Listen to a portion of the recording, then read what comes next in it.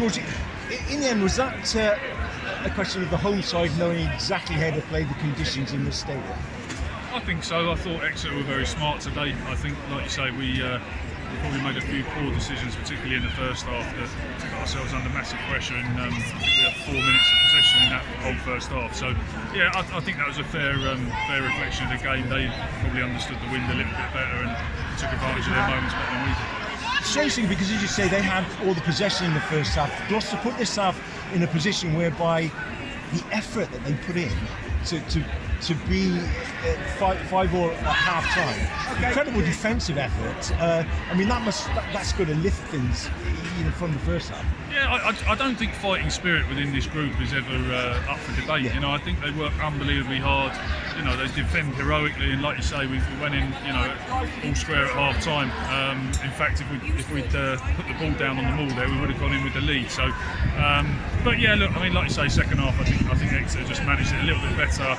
Found a few weakness gaps there, and we couldn't quite take advantage of our moments. But again, the boys fought hard, and we were right in it at the end there. And it's disappointing not to come with a bonus point, but probably a fair result to us. The driving more. I mean, if anybody's going to know how to check that, Exeter are going to do it, and they disrupted quite a lot today, didn't they? Yeah, I mean, it's interesting. We got penalties every time we drove around the park, and then 5 metres out, it wasn't quite as effective for us. So I think possibly every ball we drove around the park, we did get a penalty.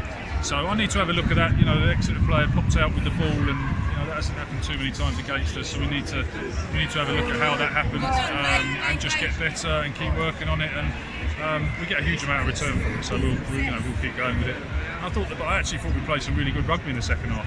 We managed to find some line breaks, and actually probably lost our support players a couple of times, and after a 20 or 30 metre line break, we just didn't have the support with us. So loads of positives, but we're realistic about what we've got to work on, and we've got next week off, so we've got a chance to regroup. Yeah, next week off and a bit of work before you go to Leicester, and that's going to be a very similar sort of challenge. Yeah, absolutely. It's an exciting challenge. I think Leicester are obviously the form team in the league, and have hardly lost any games, and we go up there and it'll be an extremely tough test. But again, we want these tough tests. We want to find out where we're at, and we've learned some valuable lessons today. And so we want to go. We want to be in these fights. One of the things I want to ask was about mindset. The players are definitely, their expectation is high, and there was a bit of frustration seemed to creep in the second half. And they let it show because they weren't doing what they wanted.